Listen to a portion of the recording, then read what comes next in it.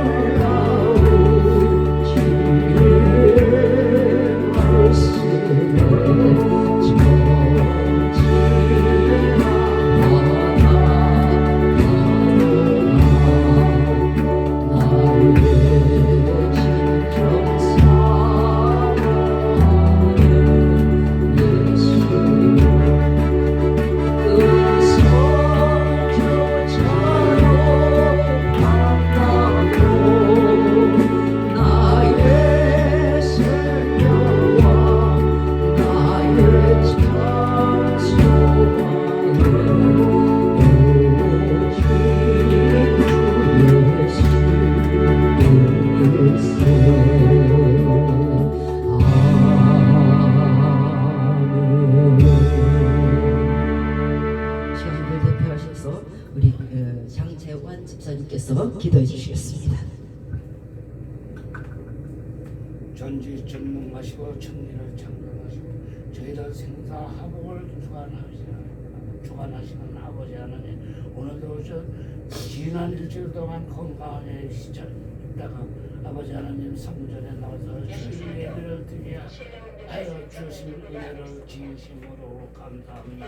아버지 하나님, 저희 어디서 무엇을 하든지 주님 안에서 주의 이름으로 모든 것이 이루어질 수 있도록 주님께서 함께하여 주시옵고, 오직 아버지 하나님, 이 재단에 많은 영혼들이 모여서 아버지 하나님 주의 찬송을 부르고 주의 이름을 부를 수 있는 귀한 은총을 허락하여 주시옵소서. 예배를 드리는 첫 시간부터 마치는 시간까지 아버지 하나님께서 주님으로 영광 받아 주시옵고, 저희들에게는 은혜가 넘치는 시간이 되게 하여 주시옵소서. 아멘. 하나님 주의 말씀을 전하는 목사님께 신령과 진정으로 아버지 하나님 더욱더 성령을 충만하게 부어 주셔서 아버지 하나님 말씀을 전하기에 부족한 일 없도록 항상 힘과 능력을 부여하여 주실 것을 간절히 빌고 옵나이다. 아멘. 아버지 하나님 이 재단에 많은 영혼들이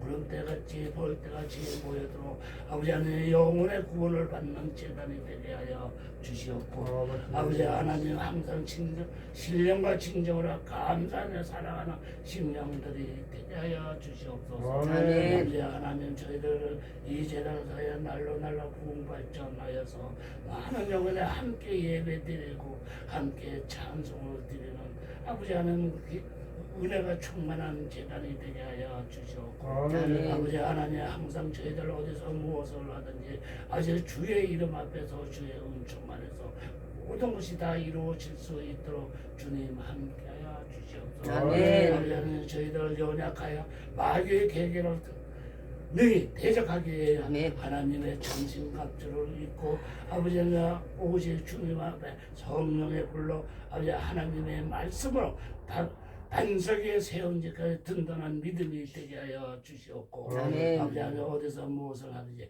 가난 걸음걸음마다 아버지 하나님 함께하여 주시옵고 손길이 닿는 것마다 아버님 하나님의 영광이 나타날 수 있는 손길이 되게 하여 주시옵소서. 아멘. 아버지 하나님 항상 주의 이름으로 아버지 하나님 이 모든 말씀을 드리며 항상 아버지 하나님께 감사하며 오직 주님 앞에 감사와 찬송이 입에서 떨어지지 말게 하여 주시옵소서. 아멘. 오직 아버지 하나님 앞에 감사하며 예수 그리스도의 이름으로 아버지 하나님 그 이름을 영광되이 부를 수 있는 심령들이 되게 하여 주시옵고 아버지 은혜와 감사가 항상 저희들 입에서 떨어지지 말게 아멘. 하옵시고 아멘. 오직 주님 앞에 감사하며 살아가는 귀한 심령들이 되어 아버지 하나님의 보시기에 아름다운 열매로 아버지 알곡으로 오직 하나님 보호에 더 채워질 수 있는 심령들이 되게 하여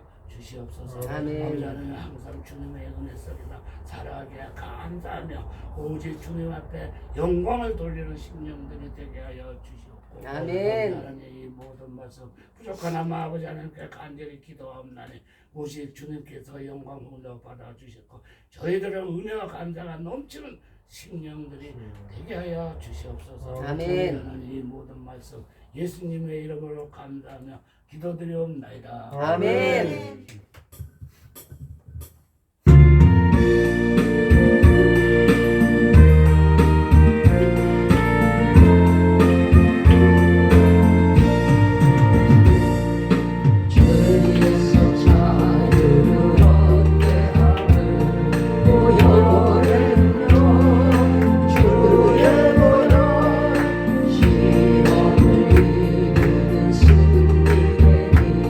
참 놀라운 능력이로다.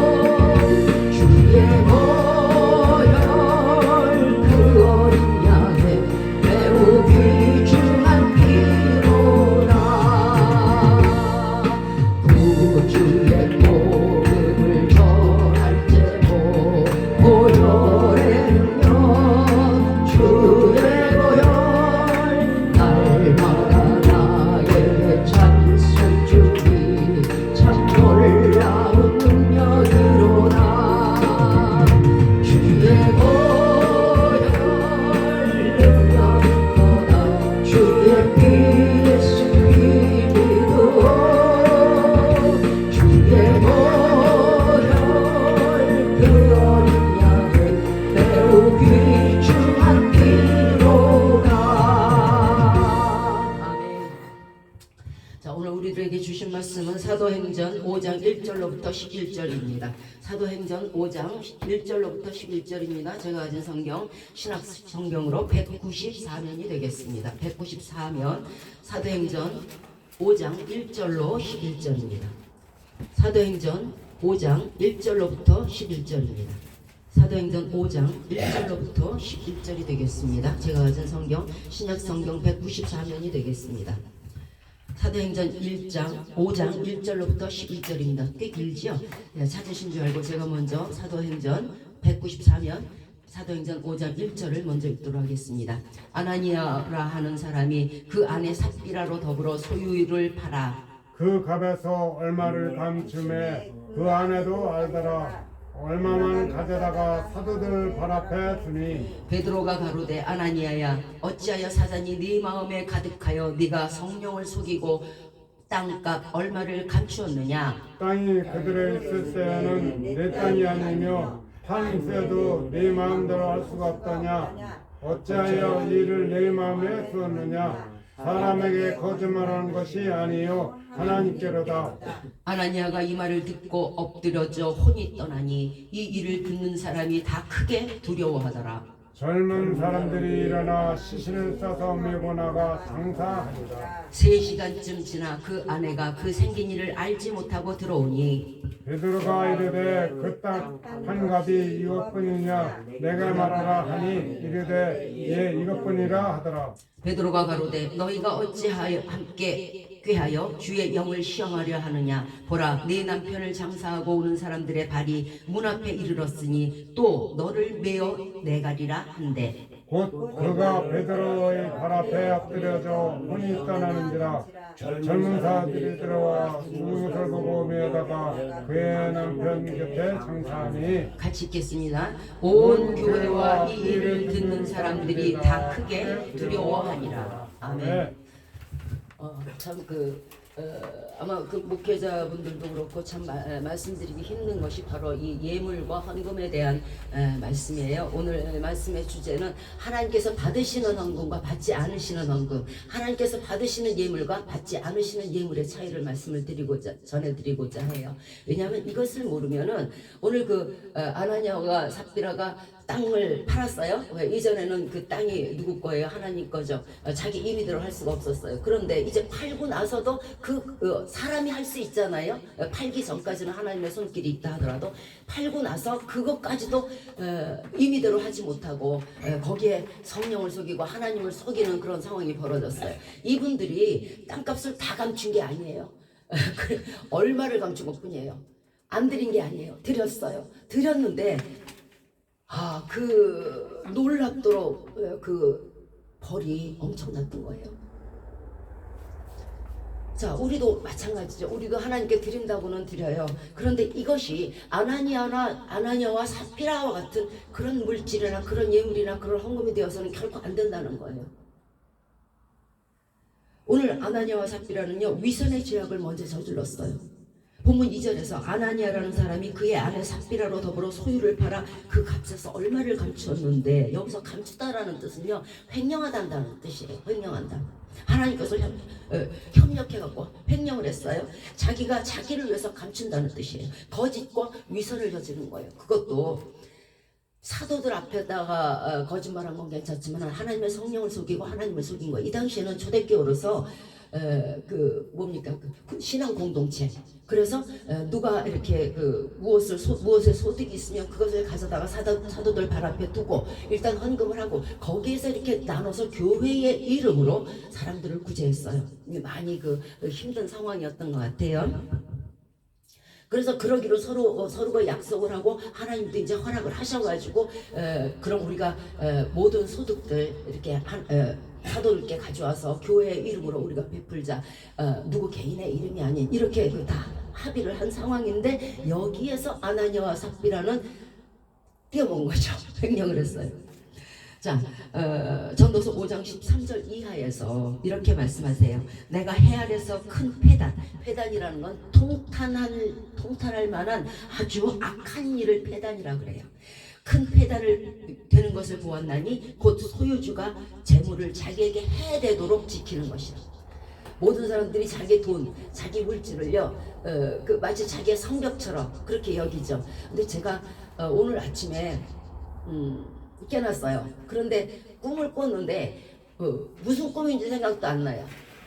여러분 한번 생각해 보세요. 여러분들도 아마 저만 자는 거 아니죠? 여러분들도 다 주무실 거예요. 꿈도 꾸시고, 그죠? 예. 그런데 제가 만약에 아파트가 서울에 10채가 있고 20채가 있다고 치십시다. 그 자는 시간 동안에는요, 하나도 몰라요. 하나도 몰라요. 내가 꿈속에서 잠자기 전에 내가 아파트가 몇 채 있지? 그래, A동, B동, C동, 805호, 204호 뭐 이래갖고 있지. 그래갖고 막 외우고 잔다고 칩시다. 막상 잠이 들고 꿈속에 들어가고 잠이 들잖아요. 그럼 아무것도 생각이 안 나요. 인생이 이와 같은 거예요. 저와 여러분이 아무리 갖고 있고 무엇을 소유하고 있다고 해도요, 인생이란요, 꿈을 깬 후에는 그 꾼 것이 기억도 나지 아니하며 또 내가 가지고 있는 소유가요, 인생에게 주어진 소유가 아무것도 기억이 나지 않아요. 그러니까 해 아래서 패다니 그것을 자기가 해되도록, 그것을 마치 큰 성처럼 여기고 경비원을 두고 뭐를 두고 해가 되도록, 자기에게 해가 된다는 건 사람이 거기에 너무 신경을 쓰다 보면요, 신경쇠약 걸려요. 조울증 걸리고 조현병 걸려요. 자기에게 해가 건강을 해치도록 그렇게 자기 재물을 지키는 것이, 그것이 옳은 것이 아니고 큰 정말 통탄할 만한 악한 일이라는 뜻이에요. 왜? 지키는 분이 안 계시면은요, 다 허물어지게 되었어요. 하나님이 누구라고요? 포도원지기는 누구예요? 포도원을 지키시는 분. 우리 가정을 지키시고 나의 소유를 지키시고 나의 직장을 지키시고 나의 사업을 지키시는 분. 그분이 바로 또 내 자녀에게 직업을 주시고 내 자녀를 결혼시킬 그런 분, 내 자녀의 자녀를 낳게 하실 분, 그분이 지키시지 않으면요, 파수꾼의 경성함이 깨어서 일어나는 게 24시간 잠자지 않는 게 허사예요. 그 재물이 재난을 인하여 패하나니 비록 아들은 낳았으나 그 손에 아무것도 없느니라. 저가 모태에서 벌거벗고 낳았은즉 그 나온 대로 돌아가리라. 아들을 얻으면 못해요. 이미 아들에게 물려줄 게 없다는 소리예요. 내가 재물이 너무 많았어요. 그런데 한 가지의 실수로 뭘 잘못해가지고 그게 다 날라갔어요. 그러니까 아들은 낳았는데 아들에게 자식에게 물려줘야 되는데 물려줄 게 없어요.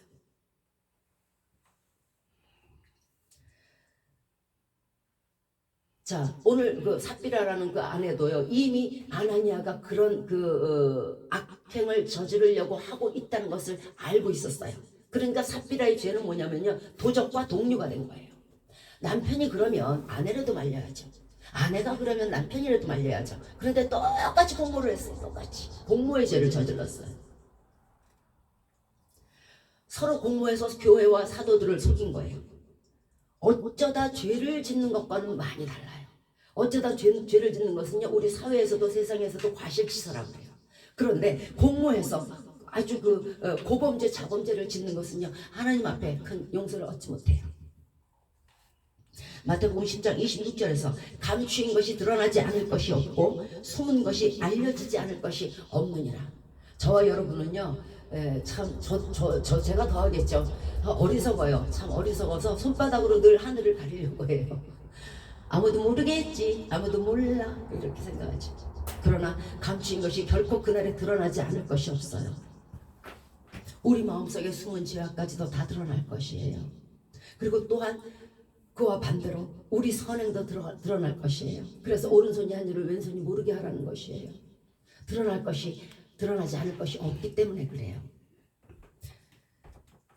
하나님과 성령을 속인 죄를 이렇게 범한 부부가 이제 둘 다 죽었어요.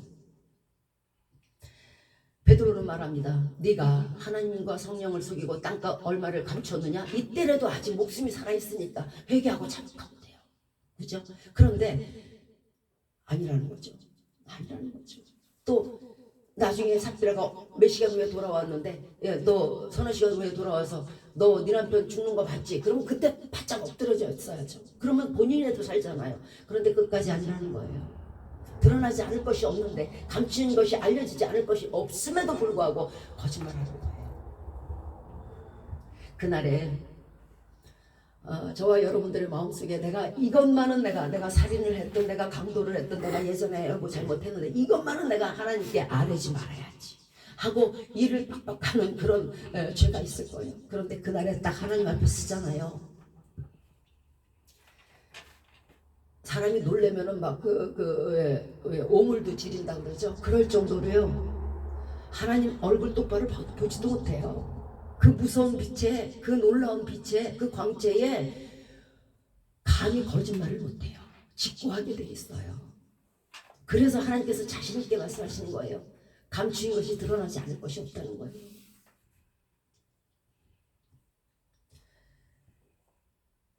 베드로전서 5장 8절에 근신하라 깨어라 너희 대적 마귀가 우는 사자같이 두루다니며 삼킬 자를 찾나니 성령을 속이고 하나님을 속이면요 마귀에게 밥이 돼요. 마태복음 12장 31절에서 사람의 모든 죄와 회방은 사하심을 얻되 성령을 회방하는 것은 사하심을 얻지 못한다고 말씀했어요. 보세요. 죄라는 게 어떤 거냐면 나와 사람과의 죄가 있어요. 그죠? 이렇게 나와 사람과의 그 좋은 관계도 있고 또 하나님과 나와의 죄도 있어요. 사람과 사람의 죄는 얼마든지 사함을 받아요. 저는 제가 아는 목회자 중에 교도소에 갔다 오시고 살인을 하시고 온갖 범죄를 저지르신 분들이 이제 사회에 나와서 신학을 하시고 그리고 목사님들이 되신 분들을 참 많이 알고 있어요. 사하심 받아요. 얼마든지 받아요. 사람과 사람과의 관계에서는. 그러나 성령을 속인 죄는 사하심을 얻지 못해요.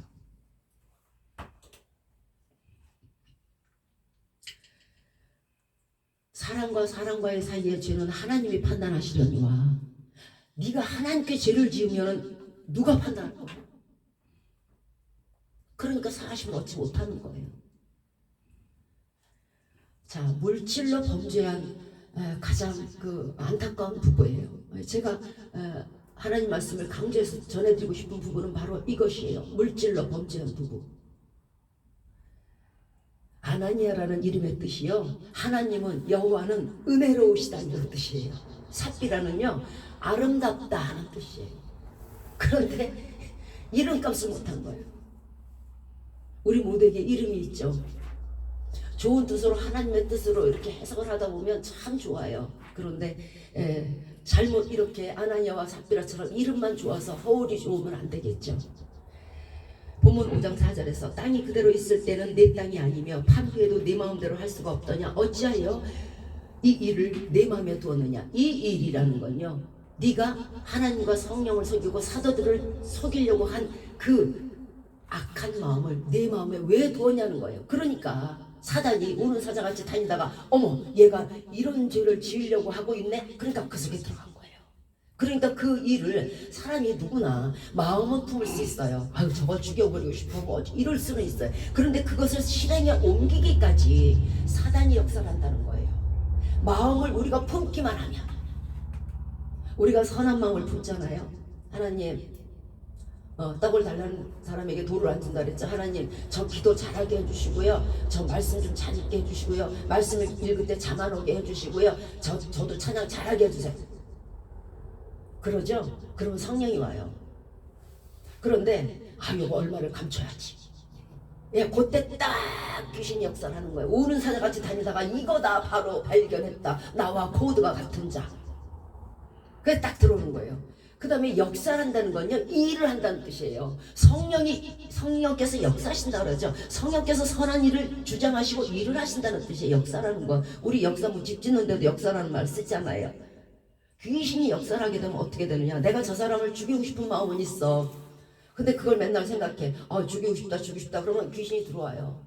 실질적으로 가서 행동을 하게 하는 거예요.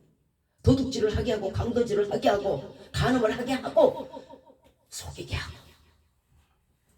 이것이 귀신의 역사예요. 그건 누구 탓이에요? 우리 탓이에요. 죄가 문에 엎드리느냐. 죄의 소원은 네게 있으나 너는 죄를 다스릴지니라. 이게 창세기 4장 7절 말씀입니다. 죄는요 늘 우리 문 앞에 있어요. 공중권세 잡았어요. 우리를 둘러싸고 있어요. 그리고 문 앞에 엎드려요. 야차, 조금만 네가 마음만 잘못 먹어봐라. 내가 바로 쳐들어간다. 죄의 소원이 누구에게 있어요? 내게 있잖아요. 저거 죽여버리고 싶어. 저거 뺏고 싶어. 저거 어떻게 하고 싶어. 하는 소원이 내게 있어요. 그러면 여기에서 내가 이 죄를 다스리지 못하면 아니야. 그러면 징역 가. 그러면 교도소 가.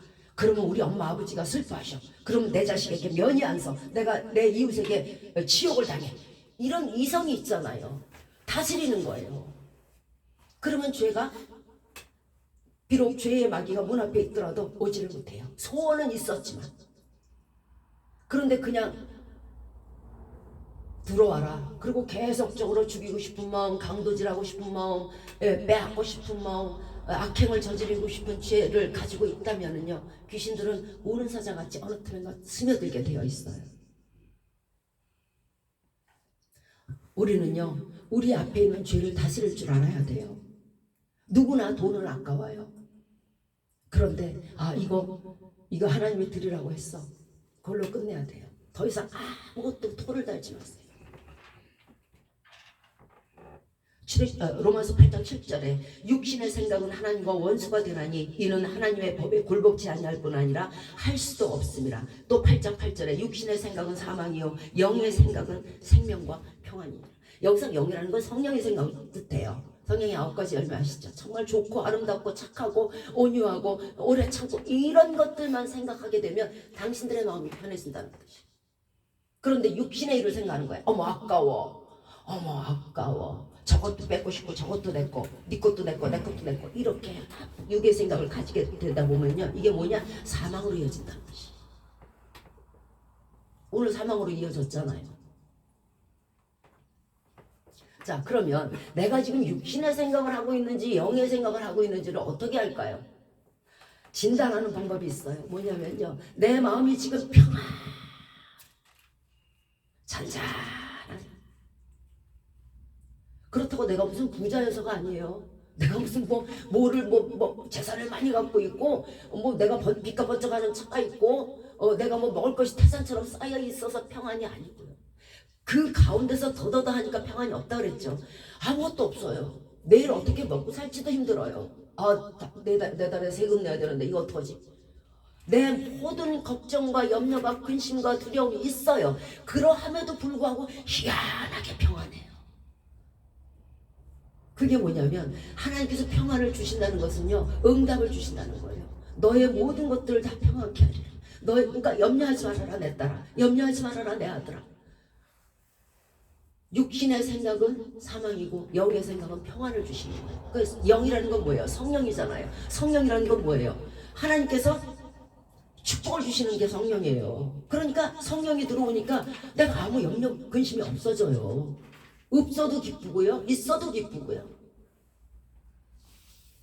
내가 지금 육신의 생각을 하고 있나? 영의 생각을 하고 있나? 진단하는 방법은 내 안에 평안이 있으면은 손 들고 나는 진짜 평안합니다. 성령께서 오셨어요. 그렇게 외치시면 됩니다.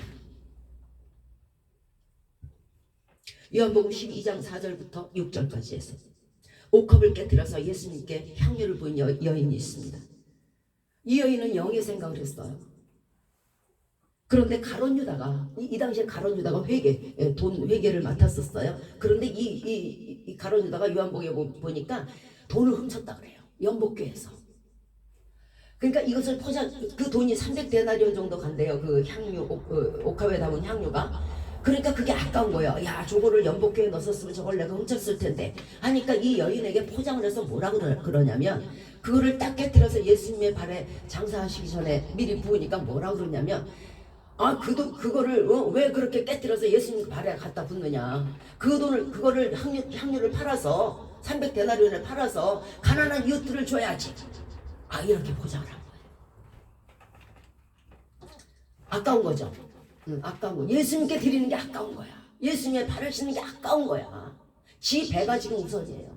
연복교회 저게 들어갔으면 저게다 내가 슬쩍했을 텐데 그게 아까운 거예요. 그러니까 실컷 아주 좋은 말로 포장을 해갖고 그따위로 얘기를 해요. 그러니까 예수님이 이렇게 말씀하십니다. 가만두어라. 가난한 자들은 너희와 항상 함께 있지 않느냐. 그렇죠? 이제 예수님이 돌아가시 전이잖아요. 돌아가신 후에도 가난한 자들은 지금도 우리 이웃이 많아요. 그런데 나는 너희들과 항상 함께 있지 아니하느니라. 나는 이제 돌아가셔서 천국에 가실 뿐이에요. 그렇기 때문에 이 여인은 그것을 알고 향유를 부었음에도 불구하고 돈으로만 보는 거예요. 여호수아 7장에서 여호수아가 아이성에 참패를 했어요.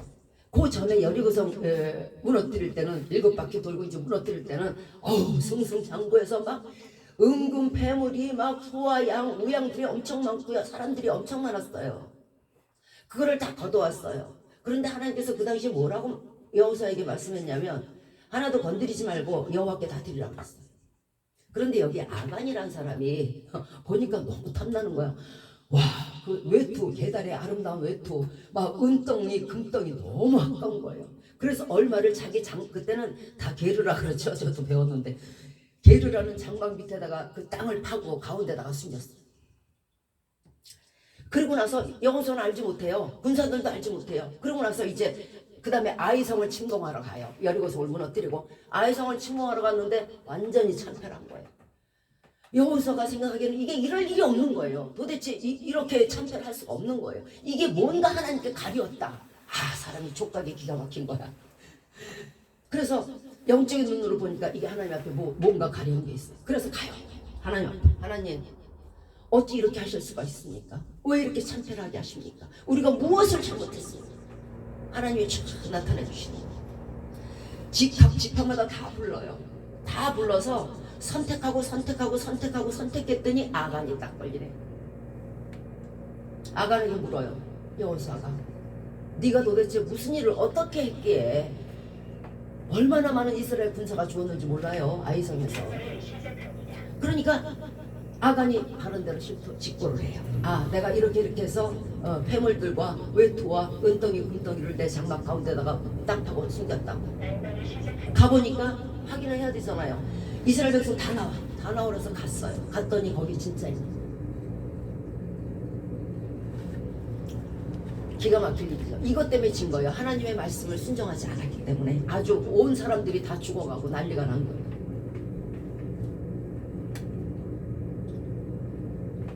그래서 여호수아와 이스라엘 백성들이 그를 끌고 아골 골짜기로 가요. 아골 골짜기로 가서 거기서 돌로 쳐 죽여요.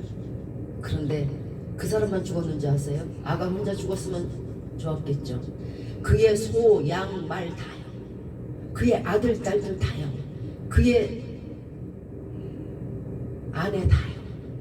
그의 종들 다요. 다 쳐 죽였어요. 아골 골짜기의 뜻이 뭔지 아세요? 괴로움이에요. 괴로움을 받은 거예요. 하나님을 두려워하십시오. 보이지 않는 것은요 더 두려운 거예요. 보이는 것이 뭐가 두려워요? 가서 취하면 되고요, 가서 깨면 되고요, 가서 부시면 되고요, 은행 가서 달라 그러면 돼요. 내 돈 조그만 거 내라 하면 돼요. 보이지 않는 게 무서운 거예요. 예수 그리스도가 비록 종의 모습으로 오셨고 우리에게 그래 내 친구야, 그래 내 제자야, 그래 내 딸아, 그래 내 아들아 이렇게 말씀하실지라도요 차원이 달라요. 그것은 하나님께서 겸손한 마음으로 더욱더 나를 친근히 하라는 뜻으로 말씀하신 것이고 우리 입장에서는 그러면 안 돼요. 두려운 존재예요.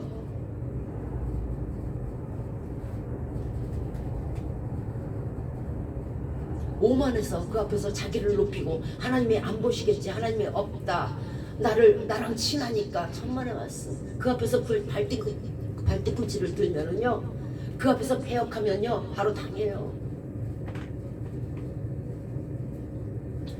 예수 그리스도께서 우리 죄를 위해서 돌아가신 것은 그의 희생 때문이고요. 예수님이 우리더러 친구라고 하신 것은요, 그의 겸손 때문에 그래요. 우리는요 정말 벌레보다 못한 인간으로서 그 희생과 그 겸손을 짓밟고 내가 더 잘났다 할 권한이 우리에게는 없어요.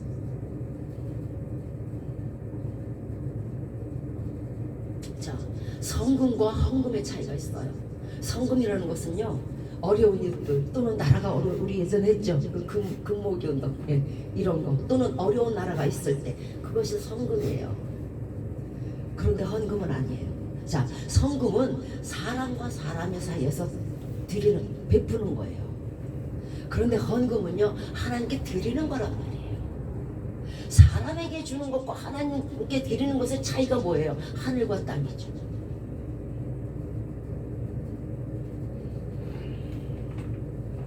이것이 혼동되면은요, 하나님을 만홀히 여기는 결과가 돼요. 사람에게 주듯 하면. 그러면요, 드려도 복을 못 받아요. 오늘 아나니와 삽비라처럼 드려도 오히려 저주를 받게 돼요. 왜 그리 하십니까? 그러면 어떤 사람들이 이럴 거예요. 아, 이 성금, 헌금, 뭐 구제헌금 뭐래 복잡해. 아, 나는 그런 차라리 안 드려. 아이, 이런 사람도 있어요.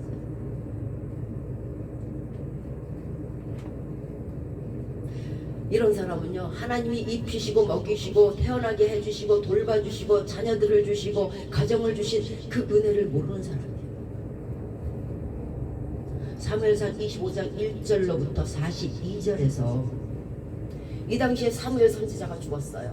이제 고령이 됐죠? 죽었어요. 그러니까 다윗과 이스라엘 온 민족이 사무엘을 장사하러 갔어요. 이 당시에 사무엘이 집이 라마에 있었는데 거기를 다 내려가가지고 다윗을 포함하여서 다 사무엘을 장사지면서 애곡을 했어요. 이제 그것이 끝나고 이제 일어나서 다윗이 바란강야라는 데로 가요. 근데 이때 유다 그 갈멜살 근처에 나발이라는 사람이 살았어요. 우리 왜 쉬운 말로 그렇게 얘기하죠. 야, 나발 불지 마. 그게 무슨 뜻이냐면 바로 이 뜻이에요. 어리석은 말 하지 말라는 뜻이에요. 이 나발이라는 사람의 뜻이, 이름의 뜻이 어리석다예요. 양과 염소가 힘이 많아서 양털이도 깎고 뭐 아주 뭐 정말 큰 부자예요. 그런데 예전에 다윗의 부하들이 여기에 진을 쳤을 때에 그 다윗의 그 목동들도 있잖아요. 그 양을 쳐야지 군사들이 먹고 사니까. 그 양을 치는 목동들이요. 이 사람 이 나발의 그 양과 소도 양과 염소도 같이 돌봐줬어요. 외세가 침입을 못하게 하고 또 나쁜 짐승이 오지 못하게 하고 굉장히 좋게 돌봐줬어요. 근데 이제 바란강야에서 다윗이 굶주리게 된 거예요. 본인 혼자면 괜찮았겠죠. 그런데 많은 군사들이 있잖아요. 그러니까 그 중에서 소년 10명을 뽑아가지고 그 나발에게로 보내요. 예전에 해준 그 공로가 있으니까 이 양반에게 물과 떡과 좀 포도주를 좀 달라고 보내요. 소년들이 갔습니다. 그랬더니 이 나발이 한다는 소리가 물과 떡과 포도주를 좀 달라고 우리 상관이 우리 다윗 왕이 얘기를 했어요. 그랬더니 이 사람이 뭐라 그러냐면 다윗이 누군데? 완전히 안면을 그냥 돌리는 거예요. 너무 아까운 거예요. 다윗이 그 말을 열소년들이 다시 돌아와서 다윗에게 얘기를 했을 때 그 말을 듣고는요, 화가 있는 대로 난 거예요. 이 당시에 군사가 600명인데 400명 이리 와. 다 칼 차고 창 차고 이리 와. 400명 다 모여. 나머지 200은 이 소유물을 지켜. 그리고 그 400명을 끌고 갑니다. 이제 나발은 죽기 1초 전이에요. 가는데 여종이 이 소식을 듣고 막 와가지고요, 아비가일이라는 그 부인이 있었어요. 아주 아름다운 부인이었대요. 아주 격에 안 맞게 나발의 부인이. 그 부인에게 큰일 났습니다. 주인이시여, 지금 다윗이라는 사람이 400명의 군사를 이끌고 우리를 치러고 옵니다. 우리 다 죽었습니다. 이제 왜 그랬느냐 물어봤겠죠. 그랬더니 예전에 그렇게 돌보아준 은공을 모르고 그 물과 떡을 조금 달라 그랬는데 나는 다윗을 모른다 이러고 내치셔서 그렇답니다. 큰일 났습니다. 야, 빨리 떡해라. 빨리 다 주워 담아. 그래갖고 막 수레에다가 발리 씻어가지고요, 다윗을 중간에서 만나요. 아비가일이. 그래갖고 그에게 말에서 뚝 떨어지듯이 내려가지고요 무릎을 딱 꿇고 잘못했다고 용서를 구해요. 그리고 여기 물과 떡을 가져왔으니까 우선 이거 드십시오. 좋은 가져왔으니까 드십시오. 그리고 용서해달라고 손이 발이 되도록 밀어요. 다윗이 보니까 정말 진정인 것 같아. 그래서 용서를 하고 군사를 돌이켜서 치질 않았어요. 아비가일이 이 일 있고 나서 집으로 돌아왔어요. 저녁이겠죠? 돌아왔는데 보니까 남편이 술 먹고 자네 포도주 얹혀 먹고 자고 있어요. 가만 둬뒀다가 아침에 이제 나발이 깨났어요. 포도주에서 깨났어요. 그러니까 그때에 아비가일이 이 처가 얘기를 해요. 당신 큰일 날 뻔했어요. 우리 집 다 망할 뻔했어요. 풍비박산될 뻔했어요. 다윗이라는 사람이요 당신을 죽이려고 우리를 다 죽이려고 400명의 군사를 칼과 창을 차고요 오는 것을 내가 중간에서 가서 떡과 물을 주면서 말렸어요. 그 말을 딱 들으니까 나발이 무슨 생각이 드냐면 머리끝이 쥐pit이 쓰는 거예요. 머리끝이 쥐pit이 쓰면서 죽은 거나 다름이 없이 돼요. 지금이라도 다윗이 또 화나면 또 쳐들어서 다 죽을 거니까. 그러니까 온몸이 돌처럼 딱 들어버려요. 그 얘기를 듣는 순간에. 그리고 한 열흘 정도 있다가 여호와께 저주를 받아서 죽었어요. 그 이후에 본인이 혼인한 아비가일, 그 아름다운 여자지만 나중에 다윗과 혼인을 하게 돼요. 하나님 앞에 하나님의 은혜를 모르고 하나님의 은공을 모르면 반드시 빼앗긴다고 그랬죠. 네가 결혼했지만 네 처지만 빼앗기는 거예요. 당신이 결혼해서 당신 남편이고 당신이 자녀를 낳아서 당신 건지는 모르겠지만 하나님의 은혜를 모르면요 가정도 난리 나고요 자녀도 뺏기고요 남편도 뺏기고요 네가 가지고 있다는 모든 것 네가 생각한 모든 것을 뺏기게 돼 있어요. 은혜를 모르는 자녀. 다윗은 400명의 군사를 가져와서 그 집안을 치려고 했지만 하나님의 군사는요 다윗 정도가 아니에요. 천군 천사 천군 만만이에요. 셀 수가 없어요. 천군이라는 건 1000명이 아니에요. 셀 수가 없는 것을 천군 만만. 하나님께서 베푸신 은혜에 대해서 우리더러 달라 하시는 건 당연한 거예요. 그런데 하나님께서 우리더러 너희 내놔라 했을 때는요 그걸 가져오는 걸 보려는 게 아니에요. 네가 얼만큼 하나님이 주신 은혜에 대해서 감사하느냐 그 은혜를 아느냐 그거를 보시고자 하니에요. 온 천하의 금덩어리 은덩어리가 다 하나님 거고 온 천하의 양과 소가 다 하나님 건데 하나님이 그 재물에 대해서 무슨 탐이 있으시겠어요? 아니에요. 하나님은 자신을 알아주길 원하시는 거예요. 인정해드리길 원하시는 거예요. 그 은혜에. 그러나 그 은혜를 모르면 나발처럼 되버려요. 히브리서 10장 8절에서 율법에 따라 드리는 제사 예물 전제로 율법에 따라 드리는 제사나 예물을 전제로 번제함과 속죄제는 원치 아니하시고 기뻐하지 아니하시고 오직 자원하는 심령으로 드리는 것을 기뻐하신다는 거예요. 율법으로 드리는 거 주일이니까 주일원금 1000원 넣어야지. 아유 봉투가 또 있네. 뭐야 이거 감사원금이네. 아유 2000원. 건축원금 있네. 우리 교회는 뭐 그만하면 됐지 뭐 또 건축한다고 난리야.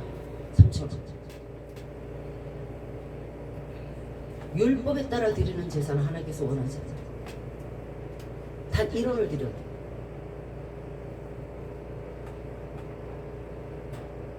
시편 51편 12절에서 주의 구원의 즐거움을 내게 회복시키시고 자원하는 심령을 주십시오. 그리하여 나를 붙드소서. 무슨 뜻이냐면요 주의 구원의 즐거움 뭐예요? 영혼의 구원 하나 있죠. 영생. 육의 구원의 즐거움 뭐예요? 나의 가정과 나의 자녀와 내가 먹고 입고 쓰고 살 것 이런 거에 대한 즐거움.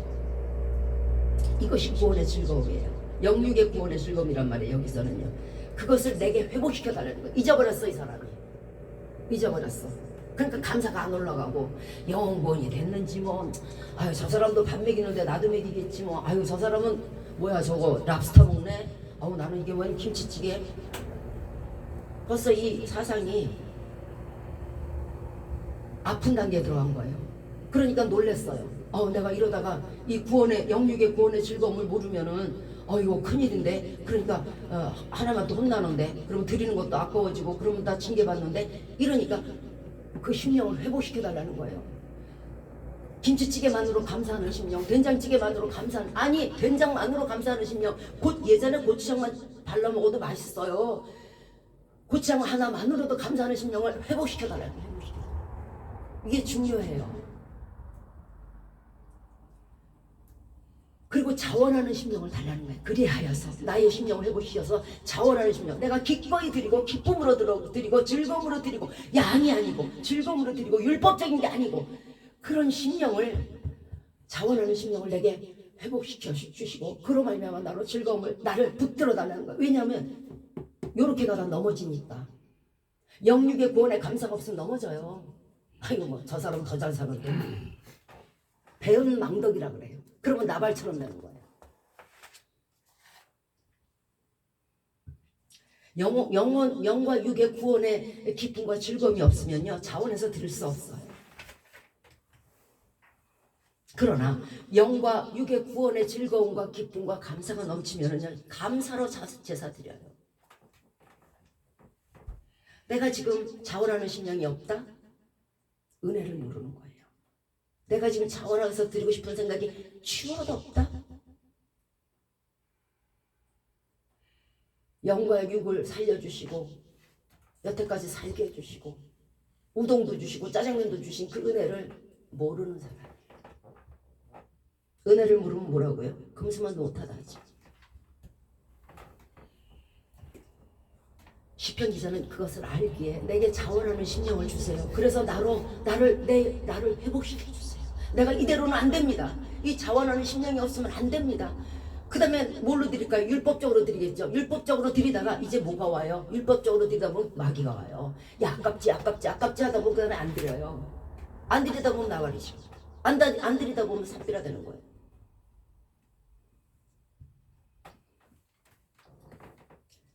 우리는 누구나 그런 심령을 가지고 있어요.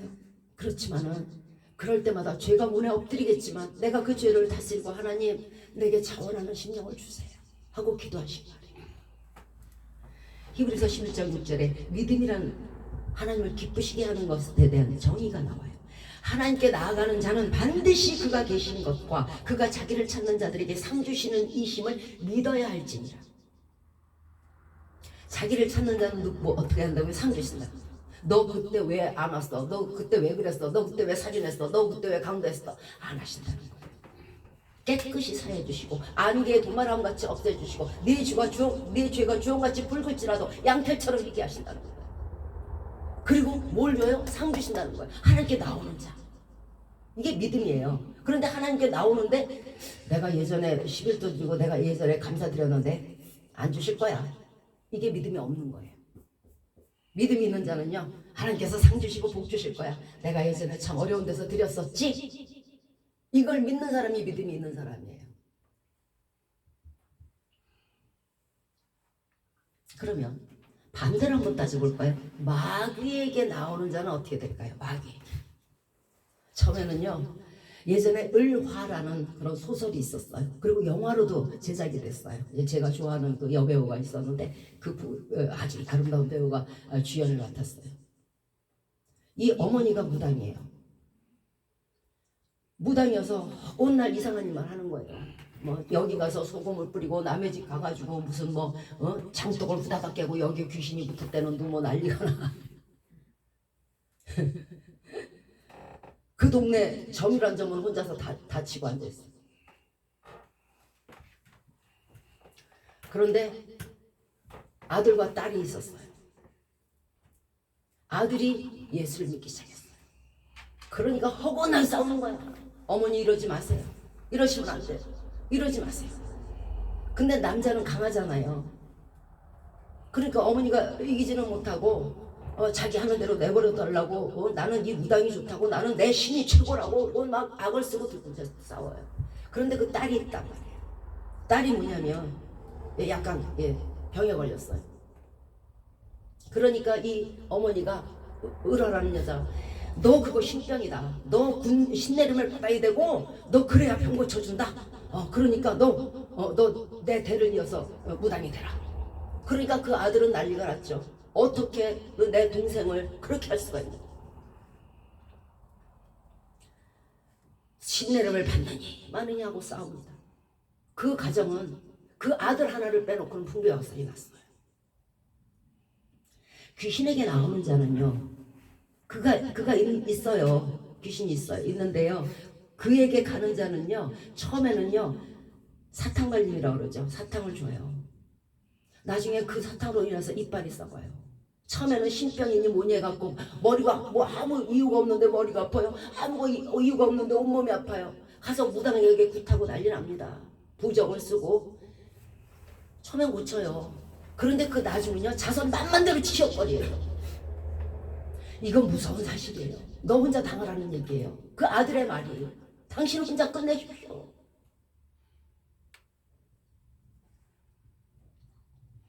출애굽기 20장 이하에서 너는 나 외에는 다른 신들을 네게 두지 말지니라.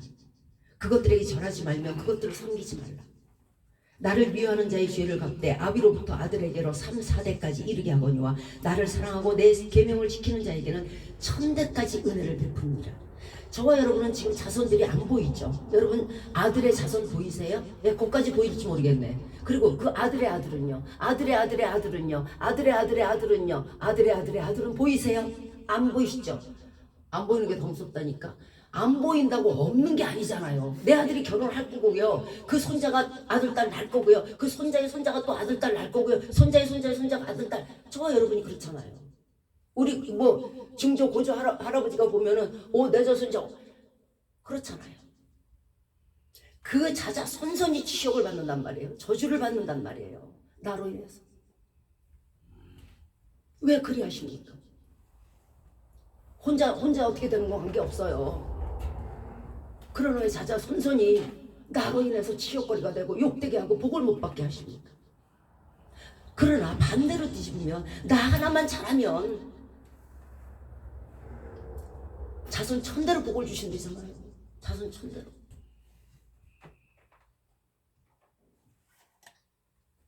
우리가 하나님께 예물을 드리고 헌금을 드릴 때는요, 백부장의 믿음으로 드리세요. 혈루증 여인의 믿음으로 드리세요. 내가 저 옷깃을 만지면 반드시 나리라. 정말 이 혈루증이 나리라 하는 그 믿음으로 드리세요. 아유 주여 말씀만 하시옵소서. 내 주님께서 내 집에 들어오는 거 나는 감당치를 못해요. 감히 이 벌레 같은 자의 집에 그 신이 하나님이 들어오는 걸 나는 감당치 못해요. 그냥 말씀만 하세요. 말씀만 해도요 충분히 내 하인이 나요. 그가 하나님 앞에 나오는 자는 반드시 그가 계신가, 그가 자기를 찾는 자들에게 상 주시는 이심을 믿으시기 바래요. 그런 믿음이 있으면 받는단 말이에요. 1원을 드리든 2원을 드리든 못 드리고 저처럼 몸을 드리더라도 받는단 말이에요. 왜 내고 죽어요? 아유 세상 천지에 그런 어리석은 사람이 어딨어. 하나니아 삽비라 내고 죽잖아. 저 가인과 아벨, 뭐 가인이 제사를 안 드렸어요? 신나게 드렸지. 안 받잖아요. 안 받잖아요. 정성이 들어가 있지 않고 마음과 뜻이 들어가 있지 않은 제사는 안 받으세요. 왜 드리고 욕을 먹냐고.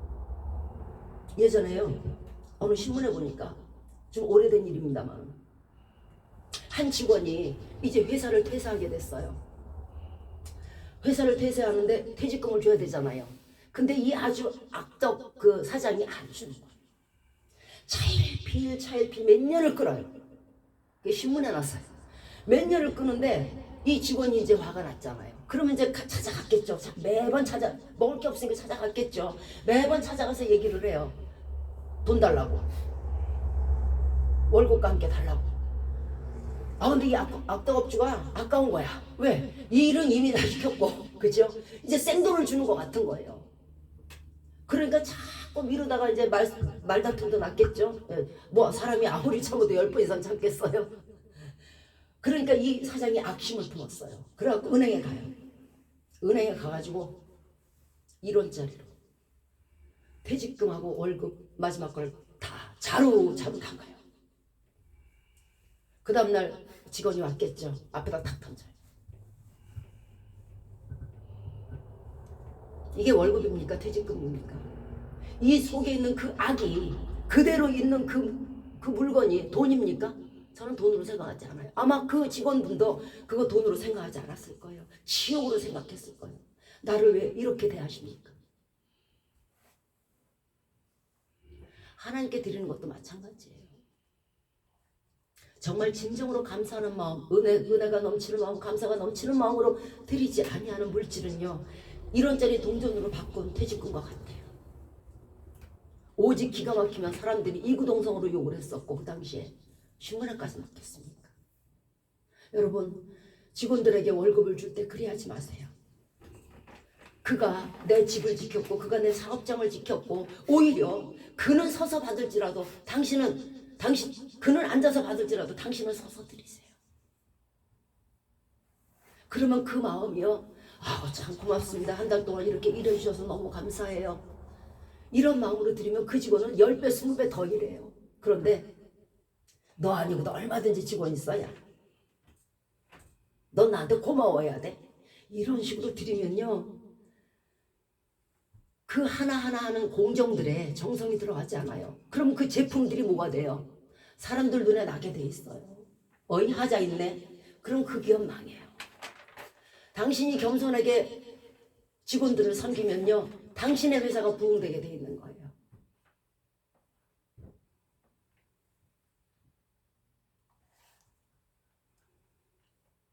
믿음이 없는 예물은요, 받지 않으세요. 반드시 내게 상 주시고 30배, 60배, 100배로 갚아주실 것을 믿고 그 믿는 믿음으로 드리는 예물이라야 하나님께서 기쁘게 받으세요. 아까워하는 마음으로 감추고 드리지 않았으면 내게 남는 장사라고 생각하세요. 지난달에 11조가 가만히 있어 보자. 한 30만 원 됐나? 그런데 떼어먹었어. 30만 원 굳었지. 지지난달 11조 60만 원 굳었네. 1월 달에도 안 냈네. 그러니까 90만 원 남은 것 같죠? 남는 장사 같아요? 미치는 장사예요. 30배, 60배, 100배가 안 되니까요. 1,000원을 드리면 3,000원이 올 건데 안 드렸으니까 3,000원이 안 오잖아요. 그럼 1,000원과 3,000원의 차이 2,900원이 손해예요. 저는 수학을 잘 모르지만 그렇습니다.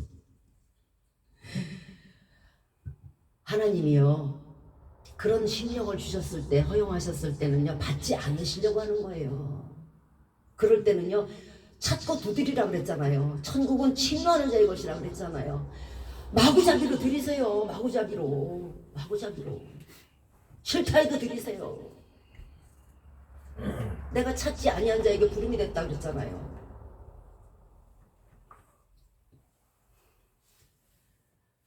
내가 하나님께 드리지 않은 것은 남는 장사가 아니고요. 또 하나님께서 가져오마 하신 거, 드리라 하신 것은 이유가 있어요. 내가 얘가 다음 달에 분명히 어디가 아플 것 같아. 그 병원비가 참 많이 필요할 텐데 내가 무언가를 줘야 되는데 올라온 게 없기 때문에 그래요. 여러분들이 아세요? 다음 달에 내가 어떻게 될지, 그 다음 달에 내가 어떻게 될지, 1년 후에 내가 어떻게 될지 아세요? 내 아내가, 내 가족이 어떻게 될지 아세요? 모르잖아요. 그런데 하나님은 이미 다 알고 계신단 말이에요. 쓸 것, 입을 것을 이미 알고 계신단 말이에요. 그럼 이 사람에게 무엇이 필요한 걸 알아요. 내 달에 얼마가 필요하고 내 달에 얼마가 필요한 거 안단 말이에요. 그럼 그거를 주시기 위해서 드리라는 거예요. 30배, 60배, 100배를 받아야 그게 해결이 되니까. 만약에 올라오지 않았는데, 드리지 않았는데 하나님께서 마구잡이로 주실 수는 없어요. 참사하는 자가 있잖아요. 왜 줘요? 올라온 게 없는데. 그럼 하나님 면이 뭐가 돼요? 안 하세요 그러면요.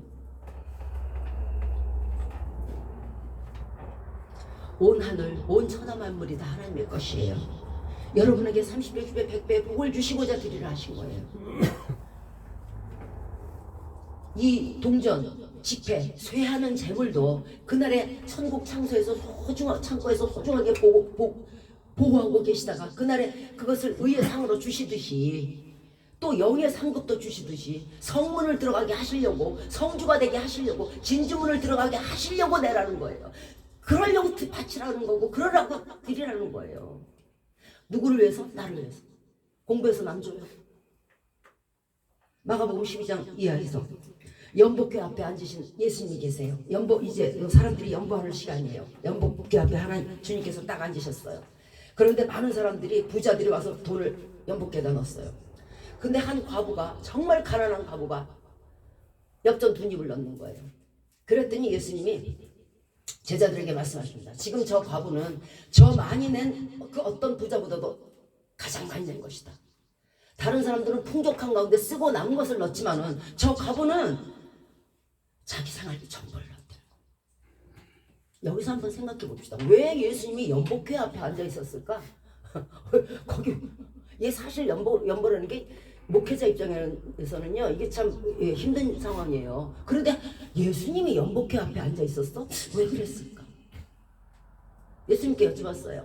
그랬더니 예수님이 뭐라 그러시냐면, 내가 가리키려고. 내가 그 자리에 있어야 제자들에게 가리킬 거 아니야. 똑바른 연보관, 똑바른 헌금관, 똑바른 예물관을 가르쳐야 되니까. 그래서 예수님이 그 시간에 계신 거예요. 그리고 너희들은 양으로 따지지만 하나님은 양으로 따지지 않고 그 마음의 질로 따진다는 것을 설명해 주시기 위해서 연복회 앞에 앉으셨던 거예요. 예수님도 거기 앉고 싶었겠어요? 만약에 그거를 우리들이 제대로 가르치지 않으면요, 저들이 복을 못 받아요. 저들이 복을 못 받으면 누구 탓이야? 목회자 탓이에요. 사람을 두려워하면 안 돼요. 하나님 가슴속에, 예수님의 가슴속에 지금요 뭉쳐 있어요. 뭐가? 한이. 이 사람을 믿어도, 이 사람을 믿어도 다 나중에는 거꾸로 가요. 돈으로 인해서 넘어지고, 명예로 인해서 넘어지고, 으쌰 칭찬하고 뭐 이러는데 다 넘어져요.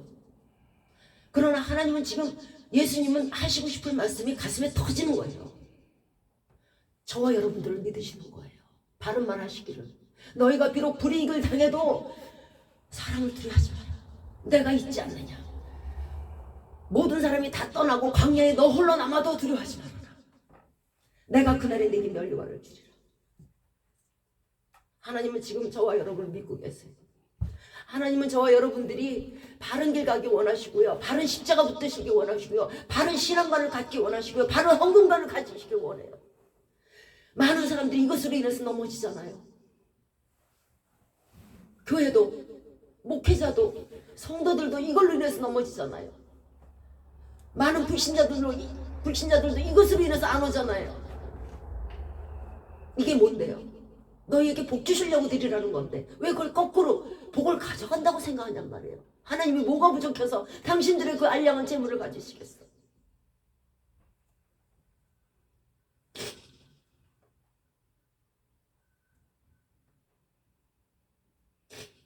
이산에서 일자기하에 헛된 예물을 가져오지 말라고 그랬어요.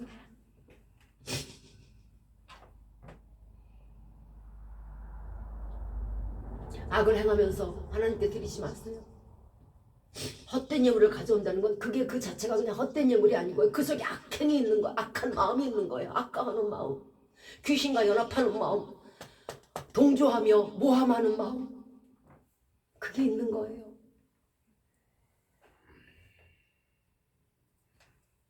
그 많은 재물이, 예수님이 말씀하세요. 그 재물이 다 나에게 무슨 소용이냐? 내 마당만 밟을 뿐이니라.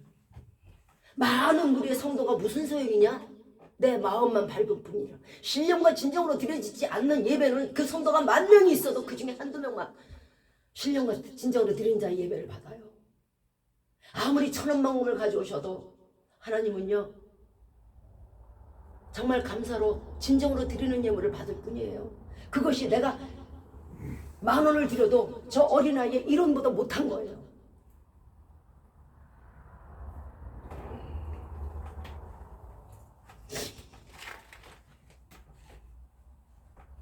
그렇다면 내가 과연 지금 신령과 진정으로 예배를 드리고 정말 진정으로 감사로 은혜가 넘치는 마음으로 헌금을 드렸을까? 내가 그렇다고 드린 것 같기는 한데 잘 모르겠는데 이렇게 반문하실 분 계실 거예요. 무엇으로 할까요? 내가 어떤 씨를 뿌렸는지는요, 그 열매를 보면 알아요. 하나님께서 받으시면 꼬이는 분이 아니시잖아요. 그죠? 반드시 갚아주세요. 무엇으로? 30배, 60배, 100배. 그러면 내가 1,000원을 들여가지고 30배, 3,000원을 주신다는 얘기가 아니에요. 3만 원인가요? 자우지가. 그걸 주신다는 얘기가 아니에요. 그 30배, 60배, 100배 속에는요, 너의 가족의 건강, 내 자녀의 축복, 이게 다 들어가 있는 거란 말이에요. 꼭 돈으로 30배, 60배, 100배를 따지지 마요. 피곤해. 그러면 내가 그동안 하나님께 드린다고 드렸는데 그 속에 내가 악한 마음이 있었을까? 내가 정말 진정으로 드리지 못했을까? 이걸 알면 지금 저와 여러분의 가정을 보면 나와요. 이웃을 보면 나와요. 가정에 문제가 있고, 처와 문제가 있고, 남편과 문제가 있고, 자녀와 문제가 있고, 사업적인 문제가 있으세요? 잘못 드린 거예요. 열매를 보면 나오잖아요. 왜? 상한 것도 꺾지 않으시고 꺼져가는 불도 끄지 않으시는데 다 고쳐서 새로 써주시고 허목해 하시고 정말 전혀 없는 곳에서 축복을 해, 창조해서 축복을 해주시는데 내가 드렸음에도 불구하고 내 열매가 이렇게 나온다는 건 내 심령에 문제가 있다는 거죠. 간단하잖아요. 이제부터 축복받고 싶으세요? 진심으로 드리세요. 안 되는 것 같은데 풀리고요. 안 되는 것 같은데 형통하고요. 나는 도저히 다 잊어버렸었는데 어디서 내가 이 돈이 났지? 어디서 이런 축복이 왔지? 어째서 저 사람이 나를 돕지? 이건 잘 뿌린 거예요. 지금 잘못된 길이 있으면 바꾸면 되죠. 이리 갈까 저리 갈까 하지 말고 되돌아서면 될 거 아니에요.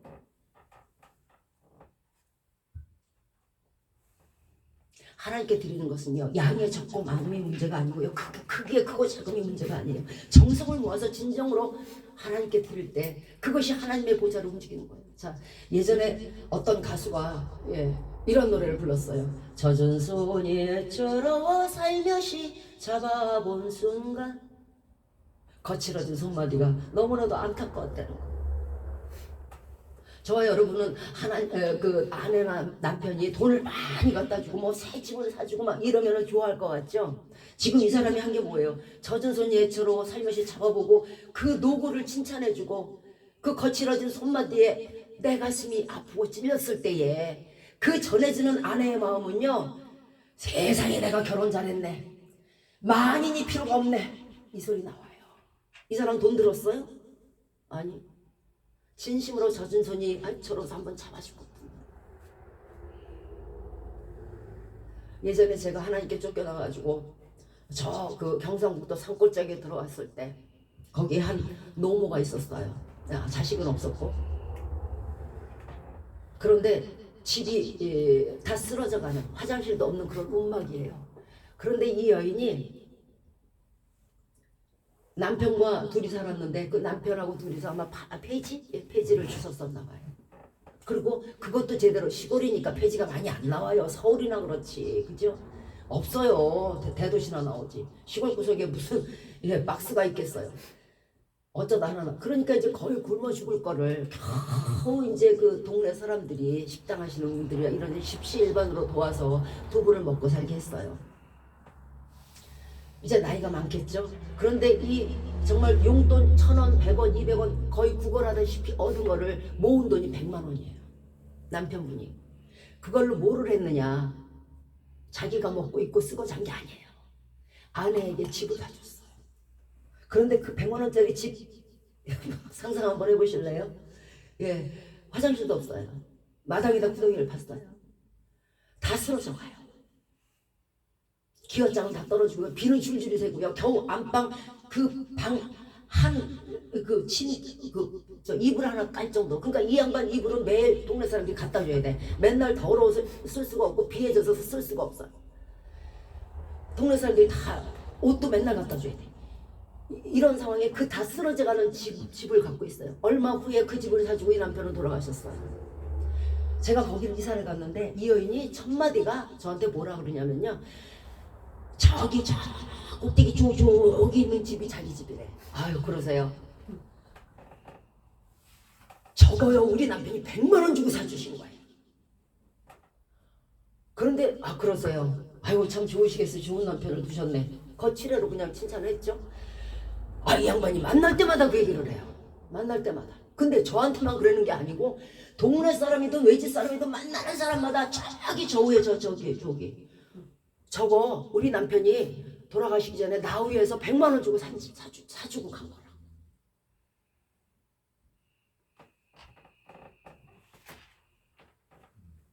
사람의 마음을 감동하는 것은 얼마든지 그 100만 원 가지고 이 양반이 딴짓할 수 있어요. 가서 술도 마실 수 있고 그동안에 못해본 정말 옷도 사입고. 그런데 그거를 자기 아내를 위해서 이런씩 모은 거예요. 100만 원을. 그리고 그 아내를 위해서 그 집을 사서 주고 간 거예요. 그 마음이 전해지니까 이 여인이 그거를 잊지를 못해. 온 동네 온 사람들에게 그걸 자랑하는 거예요. 우리가 볼 땐 저와 여러분을 볼 땐 100만 원이 우습죠. 이 여인에게는요 1,000억만 금을 갖다 줘도 지구 한 덩이를 다 줘도 그 집하고 한다. 사람의 마음도 젖은 손 한 번 잡아주면 감동을 하거든. 사람의 마음도 돈 100만 원에 집 한 채 사주면 그렇게 감동을 하고 평생을 고마워하거늘. 하나님께 드리는 것이 헛되어야 되겠어요. 하나님께 드리는 것을 허술히 드려서야 되겠어요. 마귀는 양을 받을지라도 하나님은 질을 받으세요. 마음의 질을, 마음의 무게를요. 네 돈은 비록 1원이지만 과부의 엽전 두입은 두입밖에 안 되지만 그 마음을 받으신단 말이에요. 마음의 저울로 하나님께 드리시기 바래요. 이게 잘못되면 저와 여러분들은 그날에 벌거벗어요. 징조문은 어떻게 들어갈 거예요? 황금문은 어떻게 들어갈 거예요? 멸류관은 어떻게 얻을 거예요? 모든 것이 지갑부터 시작해.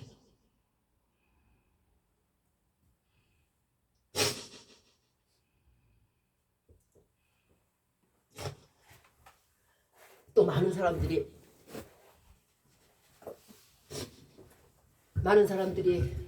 이게 왜 이런 사달이 벌어졌느냐? 사건 목자 때문에 그래요. 사건 목자가 왜 있냐면요, 반은 하나님을 위해서, 반은 나를 위해서. 그리고 그날에 사건 목자들이 얘기를 합니다. 하나님께, 내가 회당에서 사람들을 가리키고 주의 이름으로 병을 고치고 귀신을 쫓아내고 다 했잖아요. 나는 너를 도무지 모른다. 이 악하고 게으른 자가 바깥 어두운 데 나가서 슬픔이요 이를 감이 있으리라. 그거 왜 그런 줄 아세요? 자기를 위해서, 자기 치부를 위해서 경건을 이익으로 삼았기 때문에 그래요. 여러분 아무리 건강해도 5끼 10끼 못 먹잖아요. 그런데 왜 그렇게 욕심을 내세요?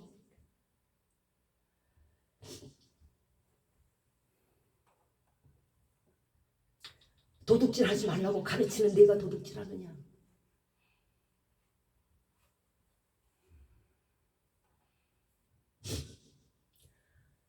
주의 종이든 주의 종이 아니고 성도든 어떤 사람도 하나님 나라의 것을 착복하는 자는요 처절하게 됩니다. 귀신에게도 온갖 치장과 온갖 제물을 바치면서 얼음물에 목욕하면서 지성을 드린다고 하는데 하나님께 드리는 것이 그래서야 되겠습니까? 이제 말씀을 마치도록 하겠습니다. 하나님께는요 최상의 것을 드리시기 바래요. 모든 것이 습관이에요. 늘 그렇게 드린 자들은요 끝까지 그렇게 그래서 그러지 말라고 지금 방송하는 거예요. 그러지 말라고 지금 전해드리는 거예요. 바꾸시라고. 우리는 한나라 할 거예요. 그 기도로서 그 치욕을 받다 기도로서 겨우 얻은 아들, 눈에 넣어도 안 아플 아들, 백날 첫날 껴안고 있을 그 아들을 하나님께 아낌없이 바치잖아요. 사무엘을. 그러니 그 한나라는 이름이 내 할머니 이름도 아무라고 하지만 한나는 지금 머릿속에 박혀 있잖아요. 그렇게 축복을 받아요. 거기에 사무엘이 또 얼마나 축복을 받았어요. 정욕적으로 드리는 예물, 그런 것은 절대 하나님께서 기뻐하지 않으십니다. 귀신은 더러운 것이든 뭐 도둑질한 것이든 양을 보겠지만 하나님은 아니에요. 하나님을 만홀히 여기시지 마시기 바랍니다. 누가복음 6장 31절에서 남에게 대접받고자 하는 대로 너희도 남을 대접하라. 이거는요 사람이 사람에게 하는 거잖아요. 내가 남에게 대접받고 싶을 때 내가 1,000원을 베풀었으면 그쪽에서 1,000원은 나오겠죠, 그죠? 그러나 하나님은요 하나님께도 마찬가지예요. 내가 하나님께 받고 싶은 복만큼 드리세요. 받고 싶은 복. 이 복이 물질의 양이 아니라니까. 마음이라니까. 정성이라니까. 뜻이라니까. 그거 돈 안 들잖아요. 젖은 손 예처럼 한번 잡아보세요. 내가 하나님께 받고 싶은 만큼. 하나님, 저 지금 1,000원밖에 없거든요. 그런데요, 저는 제가 집이 너무 없어서 가슴에 한이 돼요.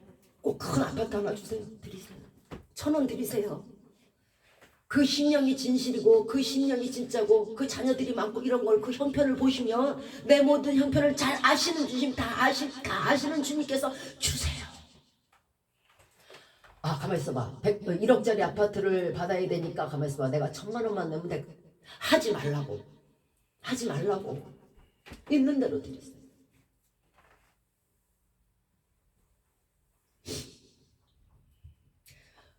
복을 얻기 위해서 드리는 재물이 어찌 드리고도 아나니아나 삽비라처럼 저주를 받고 죽음을 받아야 됩니까? 저와 여러분의 한 가지 잘못으로, 마음의 진심으로 드리지 않았다는 그 잘못으로 인해서 내 재물은 흙이 돼버리며 쓸모 없어지며 그것으로 인해서 내 생명까지 바치셔야 되겠습니까? 바른 재물, 선한 재물, 기쁜 재물, 감사의 재물, 은혜를 받아서 너무도 고마운 재물, 그 재물을 드리시기 바랍니다. 받으시는 헌금과 물리치시는 헌금의 차이는 자원하는 심령과 자원치 아니하는 심령의 차이입니다. 하나님 나라는 물질의 양이 아니라 우리 마음의 양에 있습니다. 이제부터는 온전한 영과 육의 예물을 드려서 또한 온전한 영과 육의 축복을 받으시는 저와 여러분 그리고 온 성도들이 되시기를 주 예수 그리스도 이름으로 축원드리겠습니다. 아멘.